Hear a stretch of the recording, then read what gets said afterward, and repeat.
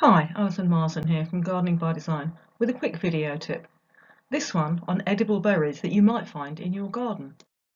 As we reach the end of summer, we're quite used to looking out for ripening fruits, apples and plums in the garden, and of course these grapes growing over my pergola that'll take about another month to ripen to a juicy pink, at which point they'll be absolutely delicious. But there may be other edible berries around your garden on plants that you grow for mainly ornamental reasons. The first thing to say, and this is fairly obvious, is that you cannot just roam around your garden picking and eating any berry that you happen to find. There are loads of ornamental plants, particularly shrubs, that berry up in the autumn, and we wouldn't dream of eating them. Some because they're toxic and will make you ill if you eat them, and a load more just because they don't taste good. Very small, hard berries, sour, not really to human taste, even when cooked up.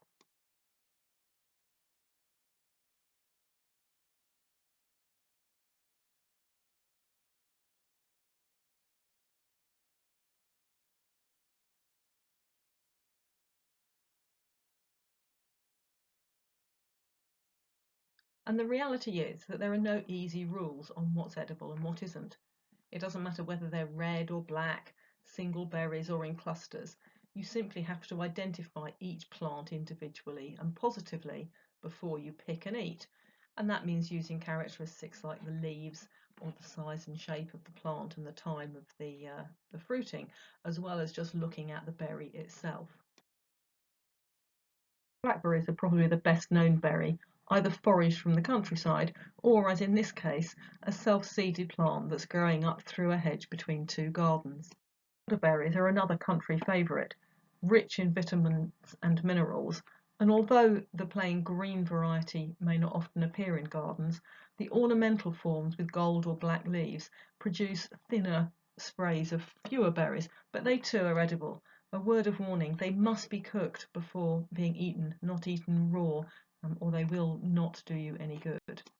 Similarly, most people will know of rose hips from the wild dog roses, but cultivated varieties, like this slightly grey-leaved Rosa glauca in my garden, also bear edible hips, often larger and in much greater quantity, definitely worth a look.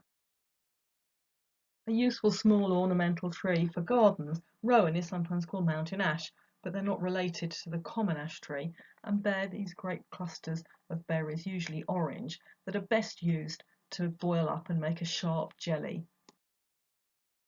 Finally, here is Lasisteria formosa, commonly known as the pheasant berry, which is a bit of a giveaway.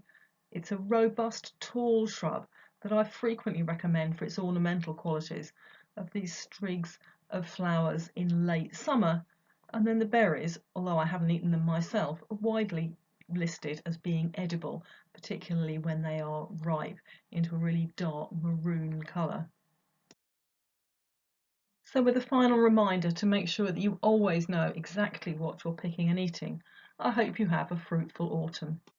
There's more information about how the box of tricks can help you to plan, plant and look after your plot on my Gardening by Design website, where you can also buy topics and sign up for the newsletter. I hope to see you again soon. Happy gardening!